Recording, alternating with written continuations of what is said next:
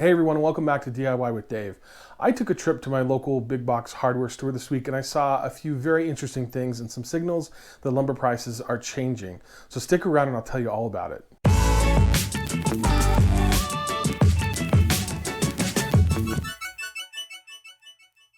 So lumber futures had been falling for the past month. They were at a peak of $1,670 mid-May and they fell to just under $800 this past week. So that is great news, but what does that mean for the prices that we actually pay? Now, in my very first video on lumber prices, I talked about supply and demand using these demand curves. It's a great way to illustrate how supply and demand work together to influence price. So applying those concepts to the lumber situation that we've seen over the past year, we first saw a shortage of lumber due to shutdowns and logistical challenges, and there was increased demand from new home construction and new home improvements.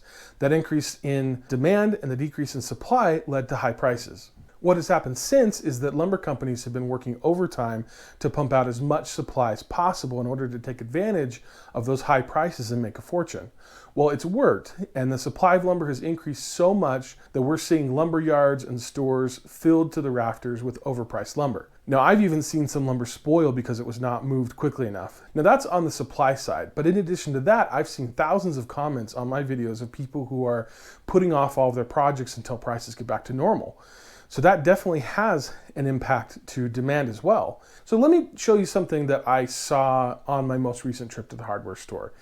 This right here is a display of hundreds of bottles of alcohol hand sanitizer. Now, I'm sure that you all remember when this stuff was just flying off the shelves, right? In 1 week alone, hand sanitizer sales increasing more than 300%. Some big retailers like Target, Kroger, and Stop & Shop now rationing how much each shopper can buy.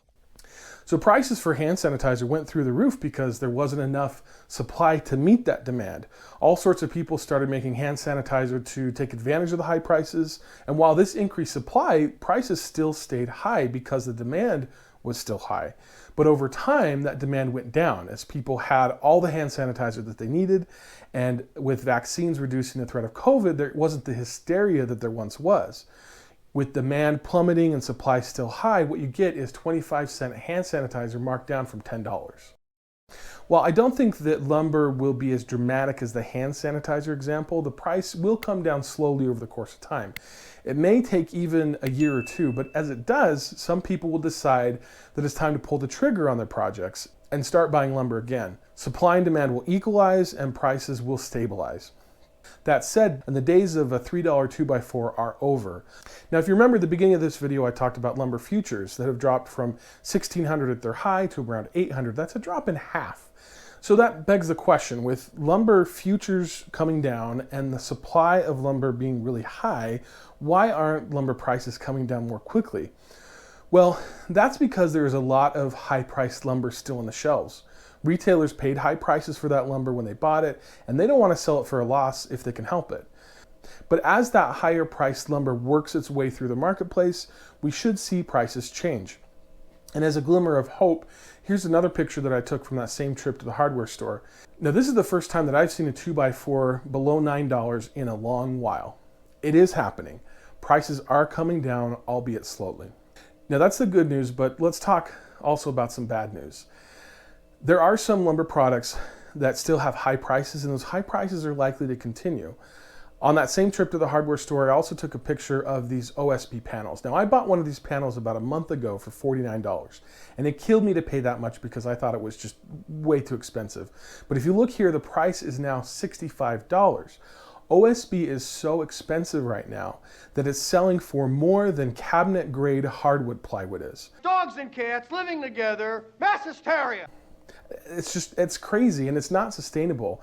And it also goes to show you that all lumber products are not going to follow exactly the same trajectory. Some may increase in price, some may decrease in price. It depends upon the supply and demand of those specific processes. So in the end, the good news is that lumber prices are coming down.